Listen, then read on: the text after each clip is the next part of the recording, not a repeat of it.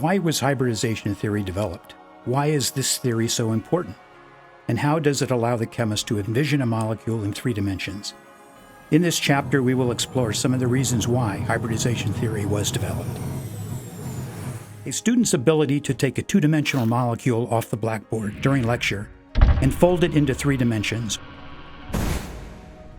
or envision a molecule in 3 dimensions from a page in a book, is arguably one of the most essential skills when learning chemistry.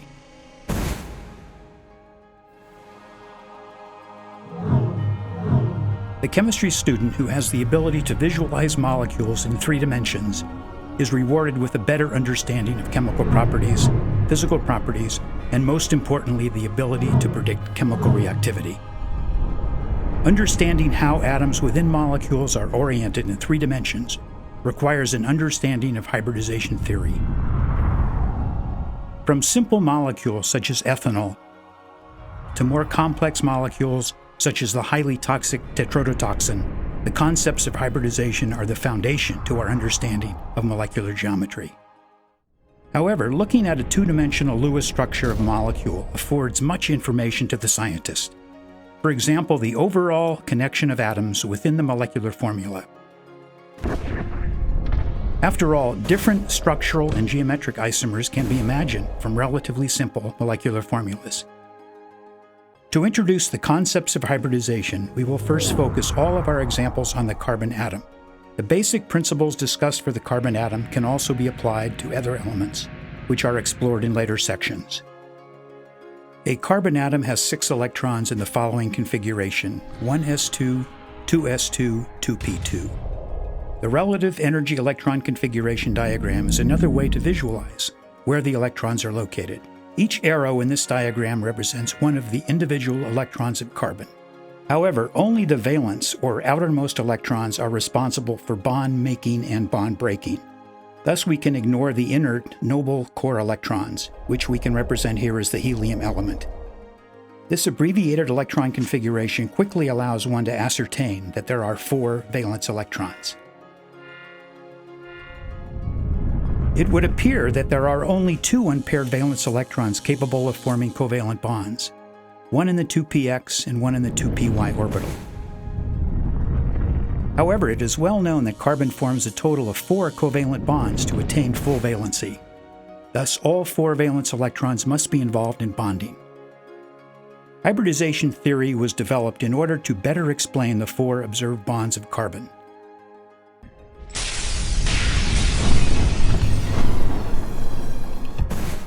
In addition, the hybrid model best explains overall molecular geometry of carbon. In other words, bond angles in 3 dimensions can be predicted. The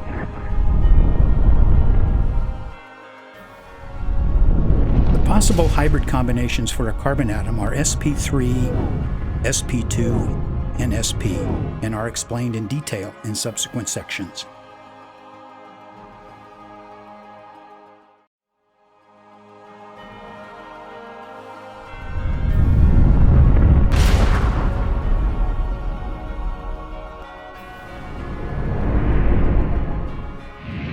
Let us first start by examining the shapes of the atomic orbitals for carbon. The 2s atomic orbital is a sphere, and the 3 2p atomic orbitals are shaped like dumbbells, oriented along the 3 axes, 2px, 2py, and 2pz. Think of these 4 atomic orbitals as 3-dimensional shapes, where you are most likely to find an electron 90% of the time. Notice that the electrons have access to both lobes for the 2p orbitals.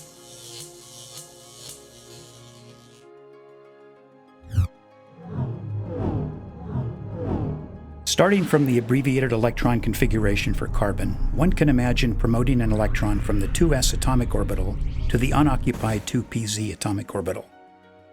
Although we now have 4 unpaired electrons for bonding, we still can't explain the experimentally observed bond angles for a tetravalent carbon.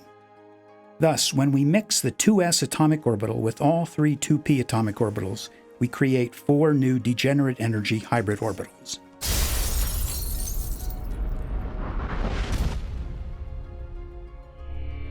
The shape of the new sp3 hybrid orbital is best characterized as 1 part s and 3 parts p. As with all orbitals, think of these hybrid orbitals as three-dimensional shapes, where you can find the electron 90% of the time. The hybridized carbon now possesses 4 unpaired valence electrons and is said to be an sp3 hybridized carbon. When we superimpose all 4 sp3 hybrid orbitals onto the carbon atom, it becomes quite cumbersome and confusing. Thus, we simply show how the electrons in the hybrid orbitals are oriented in 3 dimensions. The 4 new hybrid orbitals attempt to get as far apart from each other as possible, 109.5 degrees. Think of this as the orbitals attempting to minimize repulsions between them. Thus, they are oriented towards the corners of a tetrahedron with all angles at 109.5 degrees. Your instructor will often draw the sp3 hybridized carbon on the blackboard as shown. The 2 solid lines in this drawing are in the plane of the board. The wedge represents the electron coming out of the plane of the board, and the dashed line represents the electron going back behind the plane of the board.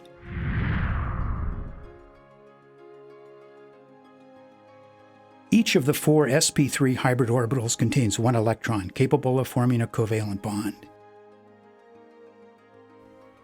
The sp3 hybridized carbon is now capable of forming 4 covalent bonds.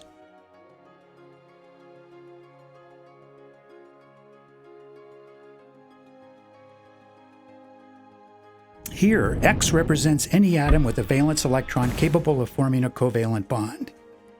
Because the electron density is symmetrically located about an imaginary line that runs through the 2 adjacent nuclei, we call these bonds sigma bonds.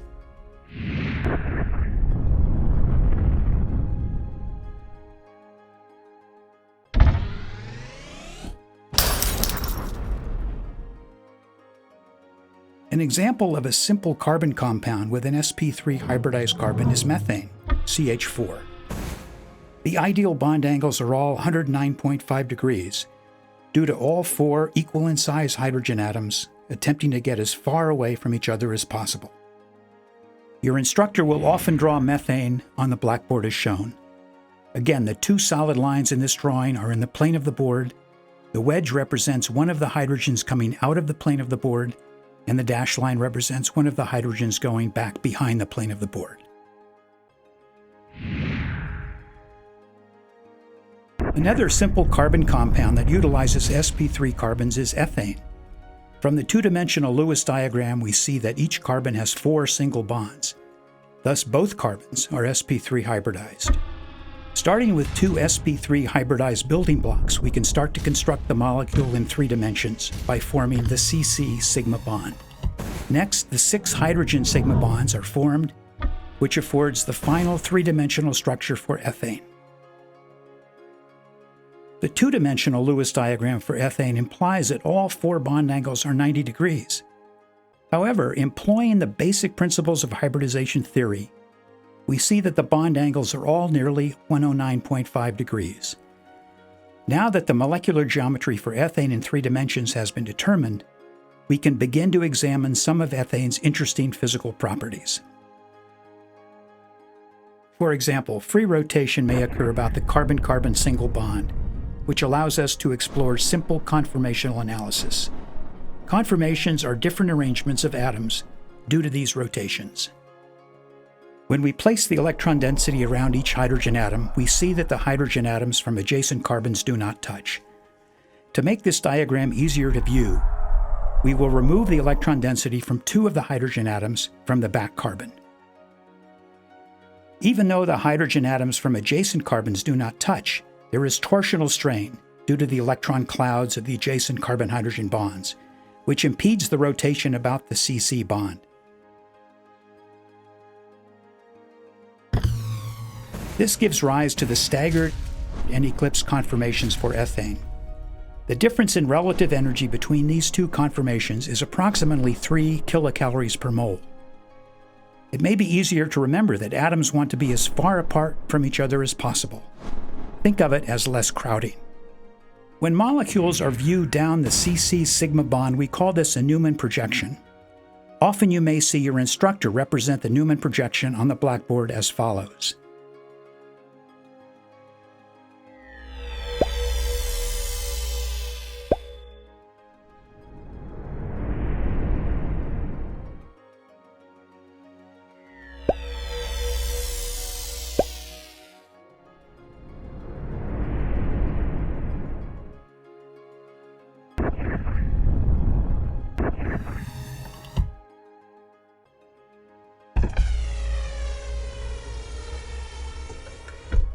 When we replace one of the hydrogen atoms with an atom that has a larger atomic radius than hydrogen, steric factors will arise, which will increase the barrier of rotation. As the dihedral angle changes, so does the relative stability of the molecule.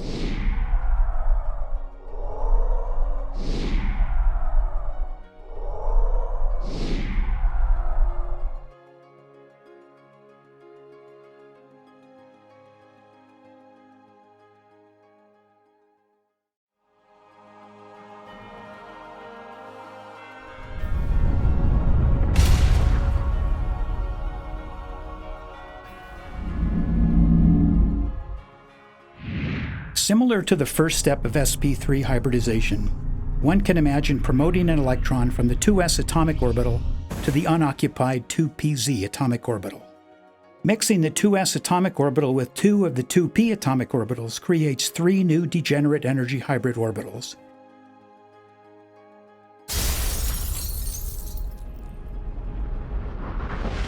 The shape of the new sp2 hybrid orbital is best characterized as 1 part s and 2 parts p.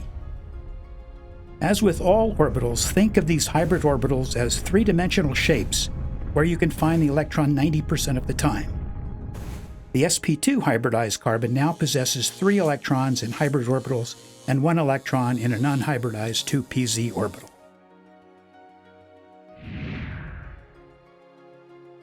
When we superimpose all 3 sp2 hybrid orbitals with the unhybridized 2pz orbital onto the carbon atom, it becomes quite cumbersome and confusing. Thus, we simply show how the electrons in the hybrid orbitals are oriented in 3 dimensions. In addition, the electron density of the unhybridized p orbital is shrunk to 1/3 of its size for simpler viewing. The 3 new hybrid orbitals attempt to get as far apart from each other as possible. Again, think of this as the hybrid orbitals attempting to minimize electron repulsion. Thus, they are oriented 120 degrees apart.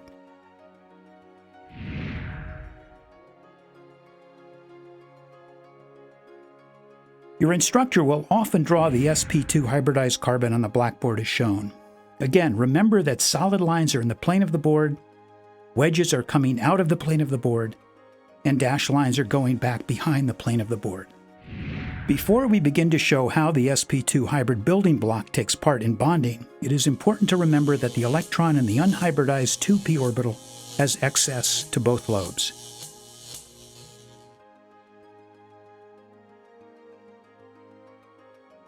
Each of the 3 sp2 hybrid orbitals contains 1 electron capable of forming a sigma bond. Thus, the sp2 hybridized carbon is now capable of forming 3 sigma bonds and 1 pi bond.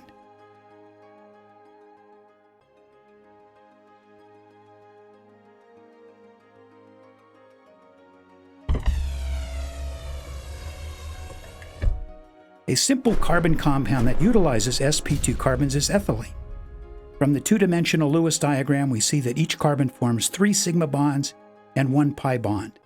Thus, both carbons are sp2 hybridized.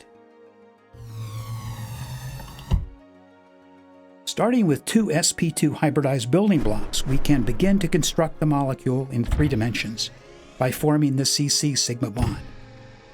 Next, the 4 carbon-hydrogen sigma bonds are formed, which affords the planar sigma bond framework for ethylene. To form the second bond between the carbons, called the pi bond, we can imagine that the 2 adjacent parallel unhybridized 2pz atomic orbitals overlap. When they overlap, the 2 electrons can be shared, allowing each carbon to attain full valency. The 2-dimensional Lewis diagram for ethylene allows the chemist to view the gross connectivity of the atoms.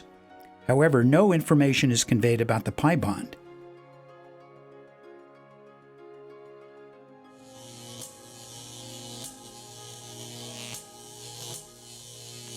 When the molecule is represented in 3 dimensions, we see that half of the pi bond is above the plane and the other half of the pi bond is below the plane. An understanding of this electron density within a pi bond will become very useful when predicting reactivity of alkenes.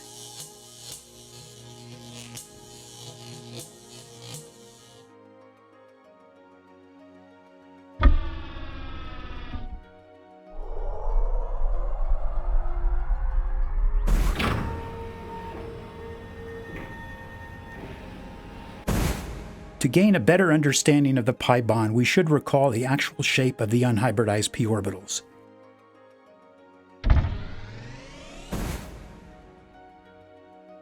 When we envision the actual shape of these orbitals, overlap between the adjacent p orbitals is possible, which allows for the sharing of these 2 electrons.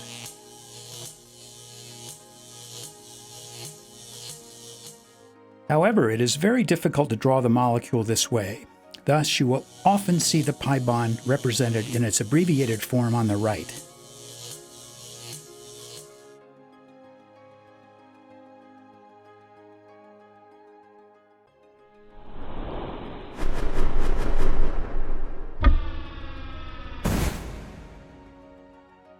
Understanding the pi bond helps us realize why geometric isomers are isolable. Geometric isomers have the same gross connectivity, but differ only in how the groups are oriented in space due to hindered rotation about the doubly bonded carbons. When we draw an imaginary line along the axis of the double bond, and then compare groups on each carbon using the Kahn-Ingold-Prelog sequence rules, we can determine if the groups of priority are on the same side, called the cis isomer, often abbreviated Z.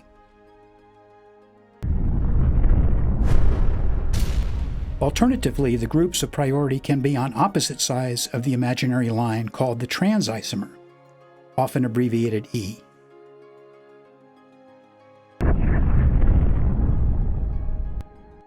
For interconversion of the isomers to occur, we need to have free rotation about the carbon-carbon double bond. If this were to happen, it would mean that the pi bond would have to break, which requires approximately 70 kilocalories per mole. This will cause each carbon to lose full valency due to the 2 p orbitals no longer overlapping, which will make the alkene unstable or higher in relative energy. Thus, at room temperature, geometric isomers are isolable.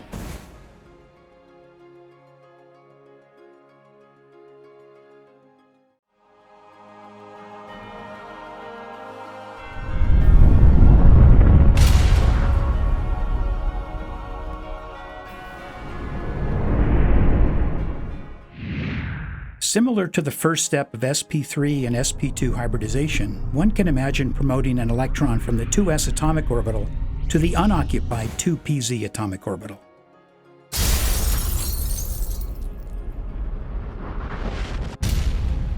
Mixing the 2s atomic orbital with one of the 2p atomic orbitals causes 2 new degenerate energy hybrid orbitals. The shape of the new sp hybrid orbital is best characterized as 1 part s and 1 part p. As with all orbitals, think of these hybrid orbitals as 3-dimensional shapes where you can find the electron 90% of the time. The sp hybridized carbon now possesses 2 electrons in hybrid orbitals and 2 electrons in the unhybridized 2p orbitals. When we superimpose both sp hybrid orbitals with the unhybridized 2pz and 2py orbitals onto the carbon atom, it becomes quite cumbersome and confusing. Thus, we simply show how the electrons in the hybrid orbitals are oriented in 3 dimensions. In addition, the electron density of the unhybridized p orbitals is shrunk to 1/3 of their size for simpler viewing. The 2 new hybrid orbitals attempt to get as far apart from each other as possible. Again, think of this as the orbitals attempting to minimize electron repulsions. Thus, they are oriented 180 degrees apart. Before we begin to show how the sp hybrid building block takes part in bonding, it is important to remember that the electrons in the unhybridized 2p orbitals have access to both lobes.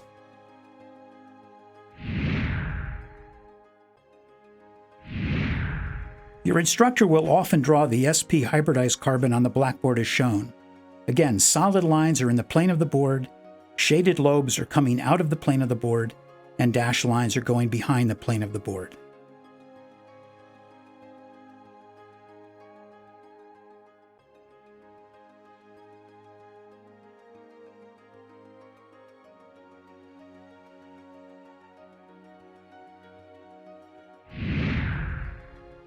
Each of the two sp hybrid orbitals contains one electron capable of forming a sigma bond.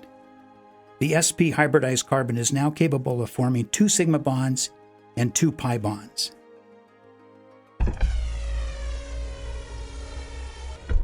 A simple carbon compound that utilizes sp carbons is ethine or acetylene. From the two-dimensional Lewis diagram, we see that each carbon forms 2 sigma bonds and 2 pi bonds. Thus, both carbons are sp hybridized.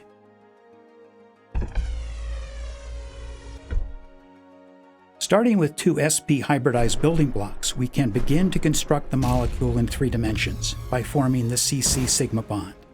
Next, the 2 carbon-hydrogen sigma bonds are formed, which affords the linear sigma bond framework for ethine. To form the second and third bonds between the carbons, called the pi bonds, we can imagine that the 2 pairs of adjacent parallel unhybridized 2p atomic orbitals overlap. When they overlap, the 4 electrons can be shared, allowing each carbon to attain full valency.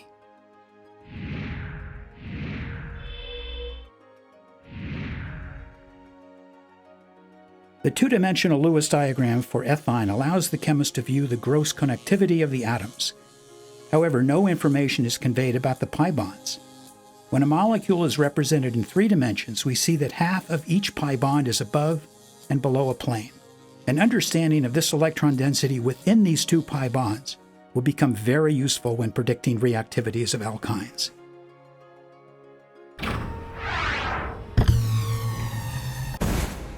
To gain a better understanding of the 2 pi bonds, we should recall the actual shape of the unhybridized 2p orbitals. When we envision the actual shape of these orbitals, overlap between the adjacent 2p orbitals is possible, which allows for the sharing of these 4 electrons. However, it is very difficult to draw the molecule this way, thus you will often see the pi bonds represented in the abbreviated form on the right.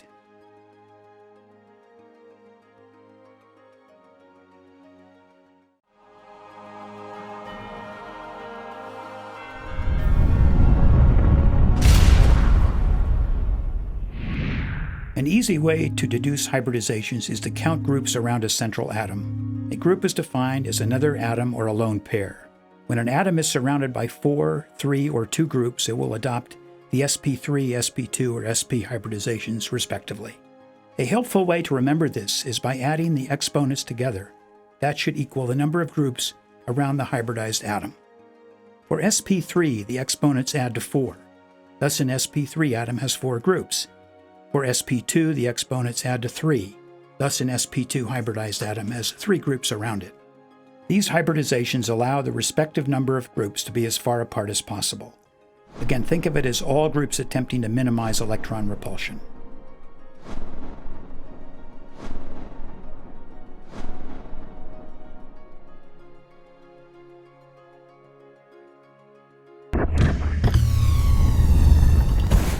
Although we will use the abbreviated hybridized building block shown here for subsequent examples, it is important to recall the actual shape of the unhybridized and hybridized lobes on carbon.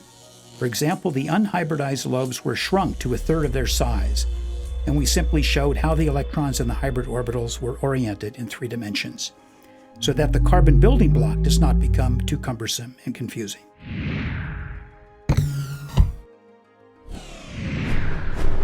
A simple carbon compound that utilizes both sp3 and sp2 carbons is propylene.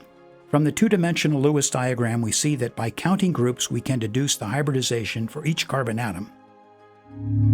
4 groups employ the sp3 hybridized building block, and 3 groups employ the sp2 hybridized building block. Starting with 1 sp3 and 2 sp2 hybridized building blocks, we can start to build the molecule in 3 dimensions by forming the carbon-carbon sigma framework. Next, the 6 carbon-hydrogen sigma bonds are formed, followed by the pi bond. affording the final three-dimensional molecule.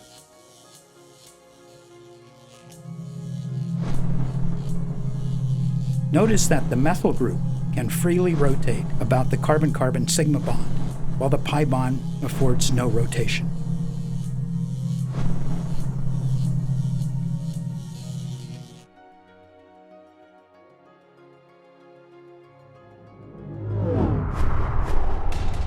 Within acetamide are central atoms that we have not dealt with yet, nitrogen and oxygen.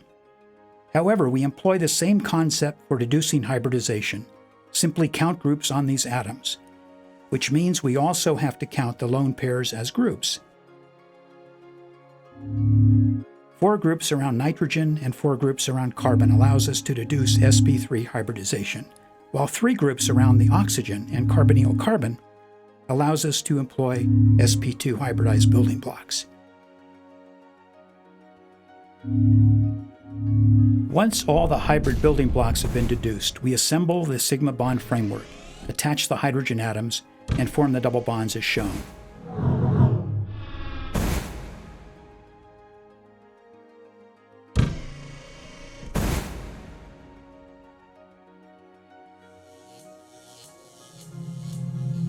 Again, we see that the CH3 group can spin freely about the carbon-carbon sigma bond, while the pi bond affords no rotation.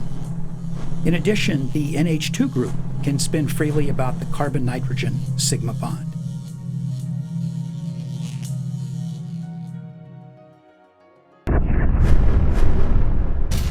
Now let's look at a compound that utilizes an sp hybrid building block, carbon dioxide.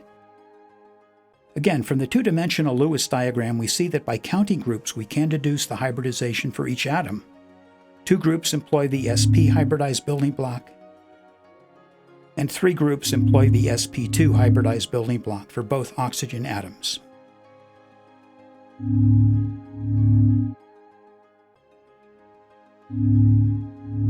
Starting with one sp and sp2 hybridized building blocks, we can start to construct the molecule in 3 dimensions by forming both CO sigma bonds.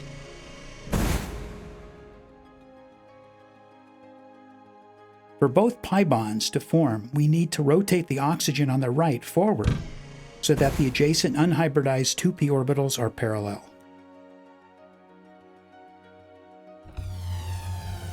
Thus, both pi bonds form, affording the final 3-dimensional molecule.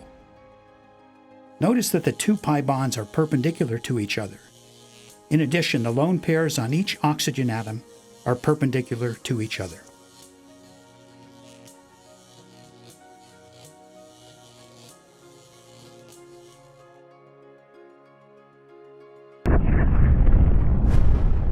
As you become comfortable with the concepts of hybridization, you will be able to fold 2-dimensional Lewis structures into 3 dimensions in your mind. With practice, you will also be able to allow the molecule to undergo conformational changes in your mind while predicting the more stable conformer due to steric interactions and other effects. Here we see that the methyl group prefers to be in the equatorial position. Thus, one of the chair conformations is favored over the other.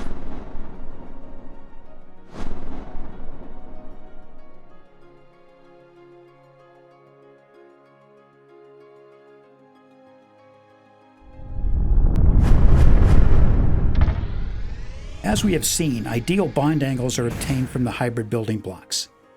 However, deviations from ideal bond angles can and do occur in virtually all molecules when groups are not equivalent.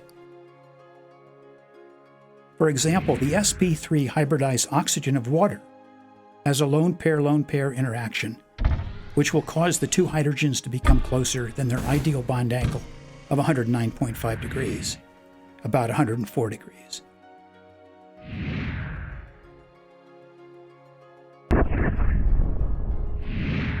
VSEPR, valence shell electron pair repulsion theory, allows the chemist to make predictions regarding deviations from ideal bond angles. A general trend that allows predictions from ideal bond angles is lone pair interactions are greater than lone pair bonding pair interactions, which are greater than bonding pair interactions.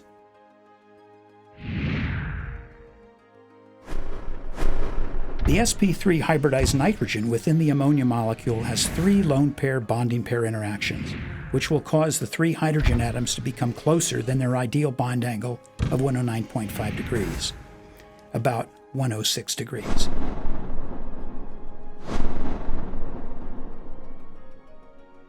An interesting property of nitrogen is that it has the ability to undergo inversion of configuration, demonstrating that hybridizations can transform. For this umbrella-like effect to happen, we see that the nitrogen hybridization appears to change from sp3 to an sp2-like nitrogen, and back to sp3.